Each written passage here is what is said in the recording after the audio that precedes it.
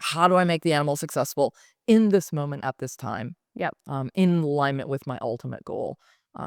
Not to the exclusion of doing some of that analysis if you're not making progress. So every training session, you should see the needle moving a little bit. Yeah. If I'm not going in the right direction, Right. then I'm going to use that momentary pause to rethink it. Hi, everyone. I'm Kristen Berman, and this is The Irrational Mind. On this podcast, we explore how to create meaningful behavior change, whether it's in product design and growth or in our own lives. And today, I'm thrilled to bring you a conversation with Mac, an expert dog trainer and owner of SF Puppy Prep. They use the science of positive reinforcement to transform behavior in dogs and in their human companions. My biggest takeaway from this interview was just how deeply connected the principles of dog training are to product design, behavioral science, and behavior change. Like, for real. We're kind of just like dogs, and they're like us. Okay, there are some similarities, but Mac's approach highlights the importance of setting up environments for success, rewarding desired actions, and being patient with the process. This likely sounds familiar because these aren't just strategies for training a puppy, they're the backbone of how humans form habits, make decisions, and respond to feedback. For example, Mac talks about the power of timing. Reinforcement has to happen immediately for the behavior to stick, whether it's with a dog learning to sit or consumers learning to use your new product. In the product world, we tend to say things like time to value. But we can also think about it like Mac. We just need to tighten the feedback loop and give your users a reward for their behavior. They just went through your annoying sign-up flow and took a risk on your product. They need a reward. Kia Beer, who has created multiple viral apps, says you need to onboard people to the aha moment within 3 seconds. Spotify will back them up. Apparently, there's a 24% chance that listeners skip a song within the first 5 seconds. Mac agrees. They say you need to give some type of positive reinforcement once every 6 seconds. Mac also shares insights on breaking down challenges into smaller, manageable steps, like teaching a dog to carry a toy when guests arrive instead of jumping. This mirrors how we approach any kind of behavior change. Start small, build momentum, and celebrate progress. So in this episode, we'll dig into the specifics of positive reinforcement, why punishment can be counterproductive, and how to think strategically about managing behavior over time. We'll also explore how to approach ingrained habits, what separates a great trainer from a good trainer, and get real-world examples from Mac's training practice. I thought looking at behavior change through the lens of how we train and develop the minds of a completely different species was a fresh perspective on how behavior is shaped. Not by sheer willpower, but by systems, by the environment, and by a little patience. So let's jump in. This podcast is sponsored by Irrational Labs, a top applied behavioral science consultancy. We help companies design products people use and love. If you're looking to understand your customer psychology, improve your funnel, change your pricing, or just do overall behavior change, email me at hello@irrationallabs.com. Or you can go to irrationallabs.com and read our case studies with Lyft, One Medical, TikTok, Credit Karma, and others to see some fun results. Mac, great to have you here. This is wonderful. Pleasure. Thank you. Let's just dive right in. So maybe you could start by scene setting. What is the underlying behavioral philosophy that you use for training dogs? Yeah, a great question. I'm a positive reinforcement trainer, and you're going to see, a lot of us around. We all are very willing to self-proclaim. Nice. And so what does positive reinforcement mean? So essentially, it means that I am adding something that an animal, species being like, to increase the frequency of that behavior in the future. So as least technical jargon as I can get. There you go. Perfect. And so you have positive reinforcement, and then what would be the alternative, or what is the name for, if you're not doing positive reinforcement, what are you doing? What are you doing? Yeah. And so this will go back to Skinner in 1938. We're way back. That's when that work actually happened. It would be positive punishment, and in our meaning, positive doesn't mean the way we think of positive right now, more colloquially, right? It means I am adding something, and punishment, that's a very familiar phrase. It still applies, trying to decrease the probability of behavior in the future. So if you're not positive reinforcement, I'm adding something you like to get more of what I want and less of what I don't. I'm adding something you don't like to diminish that behavior or the likelihood of that behavior in the future. Okay. So we've got positive reinforcement, which I'm going to take as treats. or some level of Possibly. One of the many options. Right, we'll talk about the many options. And then not positive reinforcement is positive punishment, but more punishment, which is kind of saying, and correct me, no, or shot collars, or something that tells the dog that don't do this. Right. We're trying to stop behavior. We're trying to encourage behavior. And so if we take the positive out of it, that tends to be the thing that is most confusing. Yep. We're either reinforcing or we're punishing. Great. If we want to be that simplistic about it. Okay, so maybe we just walk through step by step what this actually looks like. So we could probably take a puppy, or we could take a dog that you're trying that already has habits ingrained, and you're trying to get them to do something different. Do you want to pick one of those and maybe just walk through a behavior? Like, what does positive reinforcement look like in the wild? Yeah. Well, let's talk about puppies because Okay. they're so much fun. Yeah. And puppies aren't doing anything, hopefully they haven't had a negative history, right? They'll come with something. But if I were looking, okay, what's the most common puppy issue? Well, first of all, let's train it not to pee in the house. Totally. So, as most people like, Baseline. that's, at a minimum, that's what I need from my puppy as an adult dog. Ignore everything else, but at least don't pee and poop in the house. Okay, so let's take a look at that. So, we have choices, right? We can see the puddle on the floor and trying to punish the dog for the puddle on the floor, or, and this is where I lie, I'm going to set this puppy up. I'm going to set up my environment, and I'm going to reinforce it when they go in the right place. And so I'm going to get more of going in the right place and less of what I don't want, which is going in the place, which to the puppy isn't wrong, but for me is not preferred. Yeah. And so there's a couple of pieces of the equation. I don't know how sciencey or technical you want me to get. Go deep. Let's go deep. Let's dive. Okay, so we're this A, B, C. Yeah. Right? Antecedents, which would be setting my environment up for success. Behavior, that's up to the dog entirely, but I get to set the stage to help the behavior that I want happen, and then the consequences I apply. Yep. And so the consequences in my case for puppies, treats is just one, play is another, praise is another, tactile if the puppy likes it. Whether or not something's reinforcing has to do with whether or not the likelihood is going to increase in the future. And that's up to the puppy to decide, oh, is that reinforcing or not? I need to know that. I need to figure that out. So you can give, salmon to a puppy all day long, but if they don't like it, it's not reinforcing. It's not going to reinforce behavior. Okay, so yeah. And so let's go with the first one, which is setting up the environment. Yeah. And this is like classic behavioral science talk, which is basically the environment. We say the environment determines our decisions. So if the M&Ms are close to me, I'll eat more. If the M&Ms are far from me, I'll eat less. I like M&Ms, but it depends on how close they are if I eat them. Right. And so it seems like this is kind of the same thing. You have to set up the environment for the dog to succeed. So let's just take the potty training, puppy training, puppy training. For what does an environment look like? Yeah, so I'm going to look for some confinement, right? I'm also setting me up for success. So I want some proximity to the place that I do want them to potty, right? If I have to pick up my puppy and run down 6 flights of stairs, that's a lot of work for me. I'm going to be like, ugh. No, I know the puppy needs to go every 30 minutes, but I'm going to just miss some of those, right? Yeah. So I'm going to set the environment up for my success, also for puppy success. It's going to look like confinement, which doesn't mean anything horrible. It means I'm going to teach you to love this area that you're in, and that's going to help set me up for success. Cool. And so there's that piece, and then there's having the M&Ms close at hand. Now, if we're not feeding dogs chocolate, it's toxic, but I'm going to have some kind of reinforcement that's easy for me to access and easy for me to give the puppy.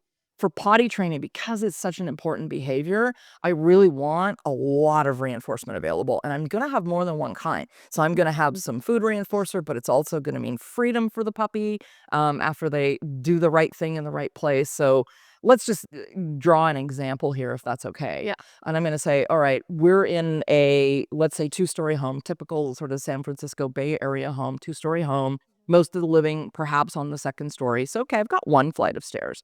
So what am I going to do? I'm going to set up my home environment where I'm going to limit puppy's ability to roam. So a confinement space with an exercise pen or blocking off a kitchen, something like that.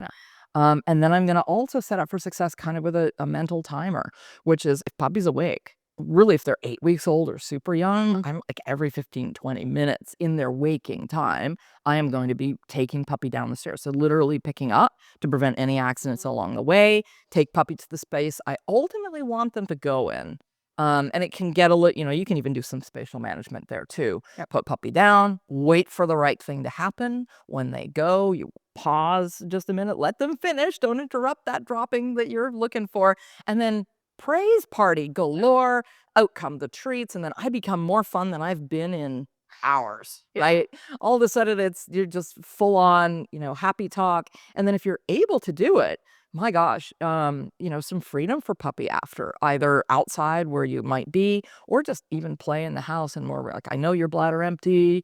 Okay, great. We can have some more freedom. And all of those things are, multi-layered reinforcement for what puppy did when they did it. Great. So Quote unquote, right? It's totally. And so I'm catching a few things. One, you're basically helping them succeed by bringing them to the area that they would succeed in. right. So you're not assuming that they would go find it themselves or know that if they've been there once that they know to go there. You're constantly helping them get to the right area, so make it easy. Then right after it happens, you're giving them exciting things. And it seems like maybe we can talk about how immediate does that have to be? So let's say you're doing this and it's you see them go in the right area, you wait a few minutes. Is that okay? Too long for Too long. puppies. Okay, too Too long. long, just like children, Totally. right? Well, it's got to be pretty quick. And we like to say sort of the closer in time, the better. We're talking seconds. Seconds. We're Okay. talking, 3 seconds or less, ideally. Yeah. For it to really have an impact, because what we're looking for is the puppy to place the B and the C, Right. right? Okay, the consequence for this specific behavior. Yeah. And puppies behave a ton. There's a lot going on for a puppy. Yep. They may have, they may do 6 other things in the 5 seconds that follow that finishing of their elimination. So you want to catch it so they make that strong association between what I just did and that reinforcement coming. Okay. And so how long would this take somebody to do? To potty train a puppy? Totally. Yeah. Wow. So it really differs. Okay. There's a huge range. We've got some breeds that are notoriously difficult to house train, and we can talk about growth, right? I think that has somewhat to do with the growth of the dog, but it really is, for me anyway, it comes down to mostly how amazing are we as humans at getting that right thing right in our purview to happen, and how many accidents do we have along the way? Because every accident is going to set us back a little bit. And so it's really an issue of puppy parent compliance. Yeah. Well, So guardian compliance. puppy. Well, it's never the puppy's fault, right? Yeah. They're responding to a bodily urge. And so, yeah, we used to say, well, roll the newspaper up and hit the puppy. It's like, roll the newspaper up and hit yourself. And it's timed it, right? So what happens if there is an accident? Yeah. So if you catch it in the act, you can gently interrupt it. There's schools of thought on that. Some people just won't even do that, and that's fair. We're working to try to avoid it. I will gently interrupt it and pick puppy up, put them in the right place, and hope that they finish. A lot of people find that once you've interrupted puppy, like, they're gonna stop for a while. Okay. But if you can, and my dogs are large dogs, so generally I'll get further elimination that I can then reinforce. Right? I see. Tiny dogs, you're probably going to miss it anyway. Yeah. And it's just like, what do? Well, you get your favorite enzymatic cleaner and you clean it up and you smile and you go, oh yeah, you know what? They were up for 20 minutes and I guess I should be doing this at 15. Note to self, do it better in the future. Yeah. And that's really all that needs to happen there. It's so much more about making it reinforcing for puppy to go in the right place and creating a behavior pattern that's going to last. Yep. And so let's go into why, because I think that breaks people's intuition, that basically if you do something and you tell people that's not the right behavior, and by the way, this happens in work culture all the time. Sure. Your employee does something, you're like, let me give them immediate feedback that this is not correct. Right. And so our intuition is to tell people when not to do something. And so if you tell the puppy, no, you should not have done that, like why does that break? Like, why is that not going to get the results that positive reinforcement would? Sure.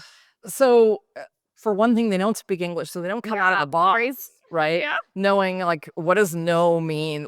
But they can certainly read our tone and all of that sort of thing. But we're trying to build a relationship with a species that is unlike our own. And that relationship for me, first and foremost, is most important. Yeah. And so if we're doing something that the puppy's going to find slightly aversive, which is what the intention is there, right? It's like, we don't want you to do that. How do I get you to know that doing that is not okay? I'm going to impart something that is going to be received as aversive. Yep. And plenty of folks will say, well, but that's what we want and that's okay. And I will say it's not necessary. Mm-hmm. And if it's not necessary, then why do it? Yeah. And I would propose that even that gentle interruption while it's in the act Mm-hmm. is slightly aversive, right? And there'll be trainers that go, I can't believe you call yourself a positive reinforcement trainer and you'll still do that. Yeah. And it's like, well, I want to do it. I want to do it very gently. And I want to stop the rehearsal of behavior that I don't like. And I'll have a bunch of reasons. That's just my comfort level and where I lay on that sort of spectrum. So there's that part of, I don't want to do anything aversive. I want puppies to think humans are awesome and I am awesome. Yeah. And it's not an innately wrong or bad behavior. And so to punish it just seems so very counterintuitive to me. Yeah. But also, we know that if it's extreme, you can actually create an aversion to puppy eliminating in the presence of you, or and that'll generalize quickly to presence of other humans. So, if your reaction is over the top and perceived by the puppy as maybe even a trauma, you're gonna get a dog that just won't go in front of you. Yep. Well, now you have a puppy that's like looking escape avoidance, like I'm gonna try to go somewhere craftily while you're not looking, and then But basically, what you're saying is if you say no, they could interpret that as, no, I shouldn't be doing this in the kitchen. I should be doing it in the living room. Or no, I shouldn't be doing this in front of you. I should be doing it, not in front of you. not in front of it. So the idea of no doesn't actually tell people or the dog what to do. It just says, don't do the thing you just did. And then they have to extrapolate what the thing is. Well, I think it's a little more complex. I mean, yes, and Yeah. wow, they don't know what the meaning of no is. So I mean, I'm having to impart that in a consequence, and it's got to be an unpleasant consequence if it's going to be akin to what the human no would be. Yeah. Right. And so right there, it's an aversive thing. Cool. So it's an interesting, because it's like basically what I like that when you're saying this as a human, you have to diagnose what went wrong, and then you change the environment to make sure next time it goes correct. Right. But the dog is almost unable to do that. They're not able to like quickly diagnose what went wrong. They're like, oh, something bad happened. What went wrong? I don't know. I mean, a lot of things could have gone wrong. And I did this in front of you. I did this in the kitchen, not here. And so, but the feedback loop for the human is pretty clear. Was basically once they do something wrong, you take it on yourself and say, what could I have done better to set them up for success in the future? Yeah. Yeah. But for dogs, it's not wrong or right. For dogs, is it safe? Is it dangerous? Did it predict a pleasant outcome for me? Yeah. Did it predict a not pleasant outcome for me? Yeah. And so for us, it's more complicated and there's more layers. Like, what did I do wrong? There are a million options. Dog isn't going through that. Yeah. Dog is like, I had a natural urge. I expressed that urge. And by the way, I'm reinforced for it because it feels good to pee. We know that humans. Yeah. Right. And so I was like, well, okay, so if I got punished for that, the consequence was, oh, don't pee. Okay, don't be here. Don't be, Right. There are many options, but I don't think the dog is actually thinking through them. I guess he's like, oh, not safe. Don't do that. Okay, so I'm going to start training my toddler pretty soon, potty training. And so this does resonate where I'm going to have to figure out how to get her to a toilet at frequent intervals. I'm going to have to reward, I think parents, and I don't know this specifically, but do the M&M thing where you're basically really pairing an actual treat with going in the toilet. And so I will remember to blame myself and not her. That will be my takeaway. Okay, so let's maybe talk more about the kind of treat philosophy. So, if you're rewarding, talk more about the types of rewards, but also just specifically, you said a variety of treats. How many, like play it out if you're playing with a dog, trying to get them to maybe walk beside you. What does it actually look like to reward them with treats? Sure. So reinforcement would be a more scientifically correct word, but not reward, reinforce. Reinforcement, right? Because we're looking for behavior to increase, probably, increase in the future. So, but the reinforcement menu is really, it's like, what's reinforcing for this dog in this moment at this time? And there's going to be a number of factors there. So yeah, I have a bunch of tools in my toolkit. And it's going to be dependent on what's the dog's level of satiety right now? Are they ready to, are they ready to work? Are they ready to train? All those kinds of things. So you're setting that up for success too. And so if you're going for a walk, let's say, I don't know, 30-minute walk, how many times would you give them a treat during that walk? Yeah. Wow. Depends on the stage of learning. Yeah, let's say early stage. You're really trying to get in there and change. So if you're really trying to get in there and change, I'm going to say that a 30-minute walk is going to be way too long. Okay. Right? Okay. And so How ultimately, long? isn't that interesting? It's like, call me out on these things. Yeah. Don't do that. So if I'm doing, okay, we're going to go for a stroll because puppy needs some exercise and Yep. we're going to find a safe place to do it. We're going to go for a stroll. I am going to do my very best to limit rehearsal of the things I don't like. I can't treat a puppy every step for 30 solid minutes, right? So I'm going to have to sort of juggle between I'm going to encourage this behavior that I want, and then I'm going to give you some freedom. And Okay. so ideally, I'm not going to give more than 20% of a daily intake. And that's going to vary by puppy, right? If you have a Bichon, it's going to be very different than if you have a Labrador, Okay. right? So I can't give you a how many because if it's a Bichon, it's not going to be the same. So let's go with a no more than 20% Okay. of daily intake. But what is it? Higher value. How many times is that giving? It's I hard. see what you're saying. Yeah. So the real question you're asking is, what's the rate of reinforcement need to be Exactly. for the puppy to Yeah. actually do the thing that you want? Exactly. So if we're training, I'm looking at 10 reinforcers in a minute. Wow. Once Yeah. every 6 seconds. Wow. In feedback. Now, that doesn't mean treats necessarily, but it could be like, great job, yay, a happy tone that puppy responds to. Yep. But that is my ideal. And that's why I'm like, that 30 minutes is way too long. We're training in 1-minute segments. Wow. And then take a break. Yep. Come back to it for a minute, take a break. So if I'm looking long term to develop a behavior of, I want to be able to walk for 2 hours with my dog Yeah. with minimal feedback to the dog in the way of positive reinforcement. Yeah. I'm going to start working in these tiny 1-minute segments that go, here's where I want you to be. Here's the most reinforcing place for you to be. Yep. Also, if you pull ahead and the leash goes tight, I just go nowhere. So I'm not reinforcing what I don't want. Can you talk about the idea of reinforcing choices? I love that. Yeah. Yeah. So it's the choice point. So you watch your dog make a choice. They look at something and they choose otherwise. And if that otherwise is in the direction of where I want to go, I'm going to mark and reinforce that. So I'm going to mark it with, yeah, great job. Or a click if you're clicker savvy, and then reinforce it with whatever you got. Treats, praise, play. And so this whatever. looks like, just tactically, it's like the dog is about to jump because they get so excited. They decide not to jump 4 feet on the floor. Excellent. Yeah. And you would reinforce that. Mark and reinforce it. Okay. The moment, if you can, the moment they made that choice Yep. of you see the urge and they, for whatever reason, choose otherwise, those choice points are really important. And same thing with counter surfing, all of those things. We set it up, and of course the dog is still going to be like, at some points. great. Telling you earlier, I have a child and she is getting into hitting stages. And so this idea is very powerful. And the fact that she's really winding up to go for the hit to either me, my husband, or another child. And there are many times where she decides not to hit. She decides to be gentle.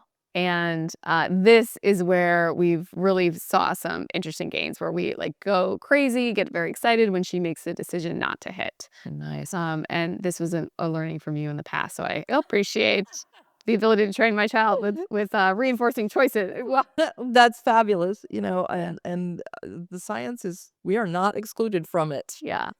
So can you talk about the difference between variable and consistent rewards? So at what point do we want to be really consistent with our, reinforcement versus variable?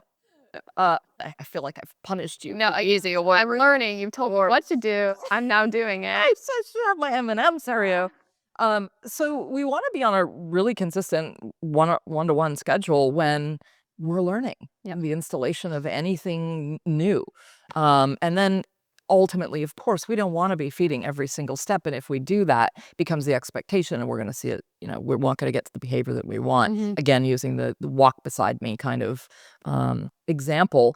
And then we want to get on a variable schedule once it's a fluid behavior. So once it's very easy for the dog to do. Having said that, when I'm talking about, okay, we want to fade it, I'm talking about a big fade, meaning we go from paying every step to every block. There are a million stages in between that. So I don't mean to misdescribe what I'm trying to convey. So puppy starts very first day. I'm putting puppy by my side and the treats are coming every like second, and then it's going to come every step, but I'm very quickly going to push that criteria a little bit. So I'm every step, but I may only do that for the first 10 steps. Then I'm going to go, okay, every other step, and I'm going to push to every 3 steps. Then we're going to take a break, and we're not doing that anymore today. When I come back tomorrow, I might drop back to go, okay, once every 2 steps, but I'm not going to keep going to the once every step, because then we'll create that expectation and we'll never get to this ultimate vision I have of, I want to go for a 2-hour walk with my dog and they're just happy and content to be beside me. No longer need a ton of, they might need some encouragement from time to time or good job, like I will naturally do just being with my animal, but they don't need that. We're not training it, quote unquote. Installing it would be a correct phrase. So very consistent in the beginning, but kind of quickly fade, but don't fade off a cliff. So don't just be like, I was rewarding you all the time yesterday, and now I'm just going to hope that you remembered and continue. And knowing that it takes a long time, right? So we're still on most people are paid on a every couple of weeks at work, right? There's a ceiling to that, right? So people that get paid once a month, I'm sure that there's some, it doesn't work as well because the reinforcement is too thin. And so it is with dogs. Like if humans can only last, a month to get a paycheck, right? Imagine how it is for a dog that doesn't have our, layered complexity. So, that whole notion of, well, and now I'll never need to feed it again, or I'll never need to, well, you may not need to feed it, but you're going to have to reinforce it somehow. Right. And then any thoughts on when you give 1 treat versus 10 treats at a time? A jackpot. Yeah. Talk to us about jackpots. Yeah. I don't know if there's a ton of science behind jackpot working, but most of us will do it. And I mean, most of the trainers that I know, most of my positive reinforcement croonies, so to speak, it is when the dog has done something particularly spectacular. And so it's like, okay, if my criteria is puppy walks beside me, gets a treat every 5 steps, that's the current criteria I'm on. And then I think that it's going so well, I'm going to push to like 15 steps just for once and see if puppy can do it. I'm not advocating for doing that on a matter of habit, but they pull it off. Jackpot. Right. Wow. Or better scenario, I'm feeding once every 5 steps, but I'm in a low distraction, and all of a sudden a deer appears on the horizon. Puppy looks at the deer but maintains position. Ooh, jackpot. Right? And that's when I'm going to be like, boom, boom, boom, boom. It just keeps coming. And also my praise goes up, and I might even then stop the training and pull out the toy and play some tug. Those kinds of things. Like that's a multi-layered, reinforcing event because something spectacular just happened. They really made a choice to go, ooh, I'm holding position. It could have been an accident. Doesn't matter. I want to say this in the sight of that was really important, and bam, I'm hoping to make it more memorable. Right? It would be the antithesis of the trauma. That's great. And so maybe talk a little bit about where you train. So are you doing it in a no distraction zone, or are you doing it in some place where there may be people, other dogs, deers? Like when do you do which? Yeah, great. So back to the antecedent arrangement, right? And setting up the environment of success. If I'm just learning, puppy's just learning, then I'm going to be doing that in my kitchen. Right? Up and down the hallway, an environment that puppy's really familiar with. There's no novelty at all. I'm the most interesting thing in the room. There aren't children and other dogs playing in the dining room, that kind of thing. And it's going to graduate over time. I want a certain amount of fluidity in the behavior, and then I want to start to enter distractions gradually for success. I'm not going to start a puppy in my kitchen and then go, great, now I'm going to Chrissy Field. And I'm going to have the same expectation I had in my kitchen. I'm going to do both, but with many more steps in between. And every time I add something new that's going to be harder for puppy, maybe I'm going to go to 15 steps. Maybe I'm going to add a distraction. I'm going to drop my expectation of other things. So if I'm pushing to 15 steps, I'm going to make sure that whatever level of distraction I was at prior, it's going to be lower now. So this reminds me of 2 things, kind of from a gaming perspective. If you're to start like a pretty hard game, they're not going to throw you into the deep end right away. You're going to get some training about, what the gem means and what kind of the dynamics of the game you'll learn, and then they'll throw in monsters. Right. And so at some level, this is kind of how gameplay works, where it's progressive disclosure. You're helping people understand the rules of the game so that they can get better. It also reminds me of just onboarding for employees. So it's like you're not going to put somebody presenting to a large team of 20 on their second week. You're going to basically, work with them to understand the culture and the norms and have them do presentations one-on-one or talk about their concepts one-on-one versus throwing them in the deep end. And so this seems very natural, but I could imagine that you'd want to speed it up if you have a dog and you want to go to Chrissy Field right away. Well, absolutely, and also because humans learn so much, they learn to generalize much more quickly, right? Yeah. So we try to make the leap, and then we make it with puppy, and then puppy can't do it, and Mhm. instead of us examining the process and maybe we push criteria too quickly, what have you, we start to go, willful, stubborn, dominant, all of these sort of mythological red herrings, if you will, as opposed to, "Oh, I get it. It's a flaw in my, um, technique, if you will, or my ability to use positive reinforcement effective." Yeah, that's a really nice insight too, that basically when we see a behavior we don't like, we project the identity on somebody. We're like, "Oh, they are stubborn or lazy or angry," and Mhm. it could be actually the environment that we set up for them produces some level of behavior, and that is, not them, it's the environment. Oh my gosh, so relatable, and how Yeah. guilty am I from time to time. Yeah. Maybe I've set up the environment for my child to hit. I'm gonna sleep on that one. Um, but she's not an angry child. Right, right, this is just an expression. Max is Um, gonna be a fantastic dancer or a gymnast Totally. or a boxer, right? Wrestler. Yeah. Okay, how do you see dog owners mess up? Because we're kind of talking about the people role in this. Yeah. So where do people fail? So, I think, if I were to say, "Okay, what's the most common?" It's exactly what we just talked about. Mhm. Having a greater level of expectation than the dog is ready for at a given time, pushing criteria much too quickly, and many trainers do this as well, because 'cause we're all pretty greedy, right? Or doing it for too long, right? I want a training session, and, instead of doing 1 minute and really sticking to that and giving the dog praise, like, "I wanna do it again and do it again and do it more and do it more," and, those kinds of things I think are really the most common Yeah.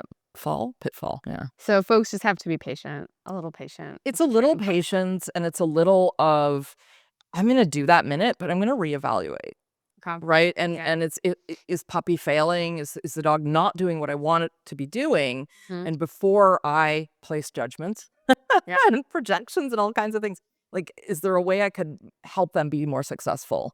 And so I think that it's the thinking there and the expectation that they should learn as quickly as we do. In some cases, by the way, they learn more quickly, Well, and that comes back to bite you as a human. But it's yeah. really that taking a step back that can be so beneficial to that training relationship. And then if you were to look at like good trainers versus great trainers, what's the difference between their behavior? Amazing timing. Hmm. Timing is so important. You asked about the Yeah. sort of latency between behavior and payment. Really good timing, a very keen ability to respond to body language. So reading the dog really quickly, and very careful arrangement of those antecedents to set the dog up for success, making sure there's no stress in the environment. Really great trainers aren't putting stress on the animal, pushing too far too fast, or not ignoring body language signs that are clear, like, I'm in stress, but you're, asking me to act anyway. Yeah. Those kinds of things really set great trainers apart. That's great. So the immediacy is so important. And probably that comes through the body language. So you're kind of actually pairing it. Like you Yeah. know how and when to reward because you're paying attention to the body language. Yeah, you're reading the body language, you're paying attention, but you're also adhering instead of kind of being, hacking away, kinda guessing. Can I Mhm. push you're maybe adhering to, we call it push, drop, stick, right? It's like when to push my criteria. Well, you can do that kind of by gut feel, if you will, but it's not very like, let's be as sciencey as we can, Yeah. right? And so So before people go out to do a training exercise, should they be writing down their criteria? Like, should they be, like, how would you suggest people prep for this? Because you say the word criteria a lot. yeah. For you, it may be intuitive. You're like, all right, my criteria is this. For the civilian, what do they do? Yeah, how about we make this more relatable, Mac? And Well, I mean, I think it may be relatable again to like prep for a business meeting, but when we're prepping for our own behavior change or helping somebody else do behavior change, may not be as intuitive. right, absolutely. Yeah, that we have to prep. Yeah, and we have to, and so some people will find it really helpful to kind of go, okay, these are my main criteria steps.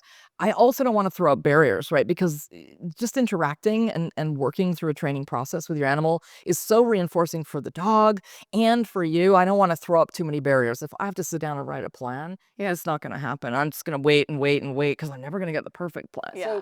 So I don't want to make it so complicated, but at least having in mind, because we're only training little bits at a time. Like, what are what do I think my dog can do right now that I could be reinforcing? Great.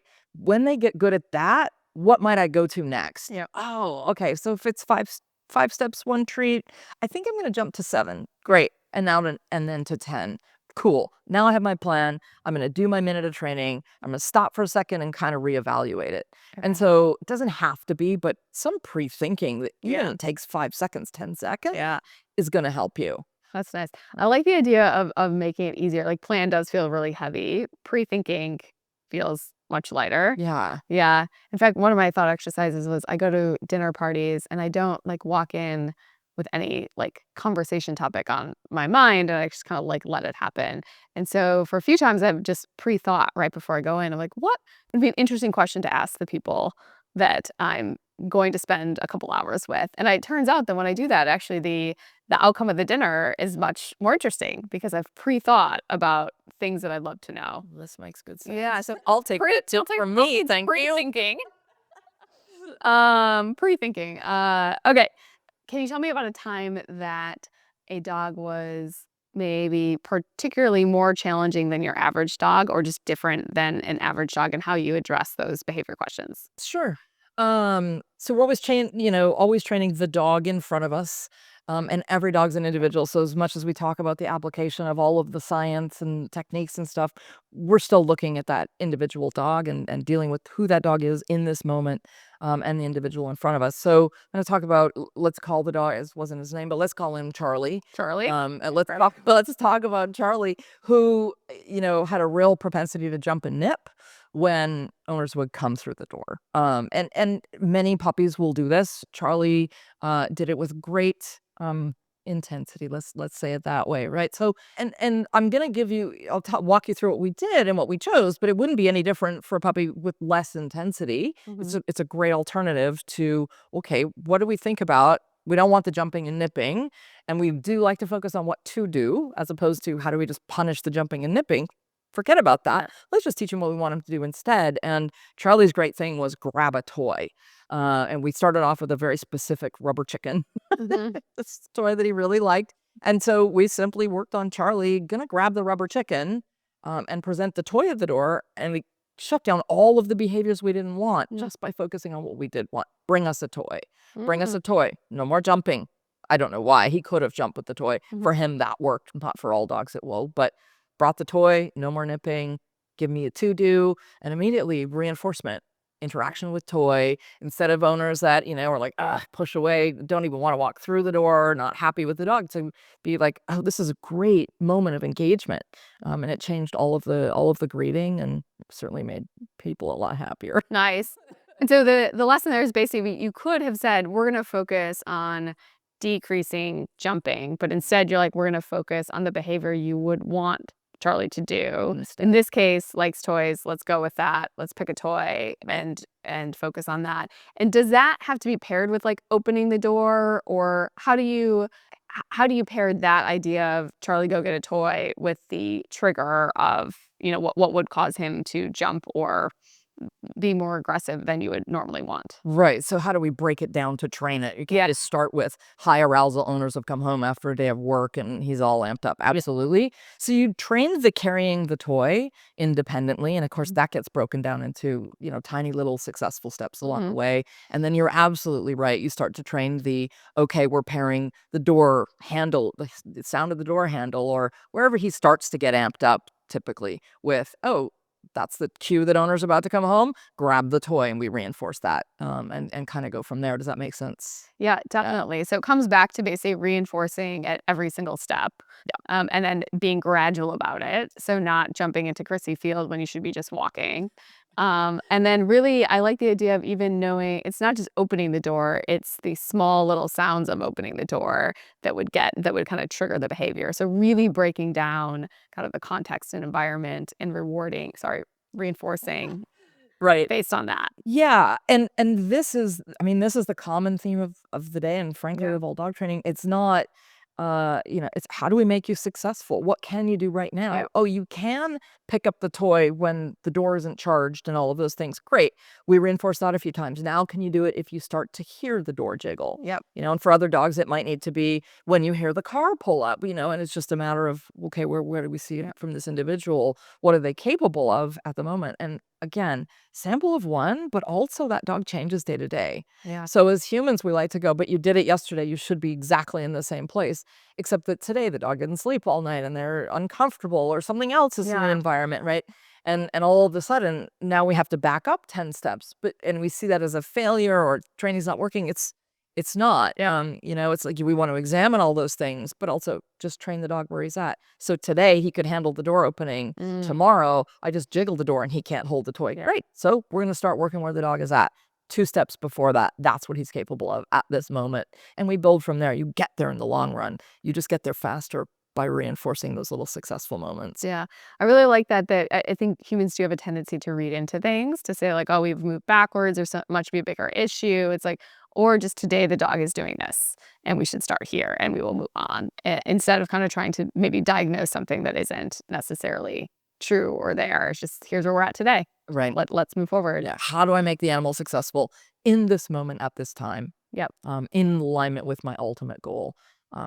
Not to the exclusion of doing some of that analysis if you're not making progress. So every training session, you should see the needle moving a little bit. Yeah. If I'm not going in the right direction, Right. then I'm going to use that momentary pause to rethink it. Yep.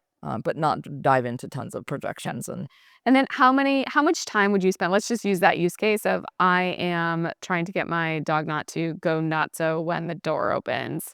Like, is this a every month for 10 minutes a day sort of thing? Is this a 3-month process? Is this a 2-week process? Like, I know every dog is different.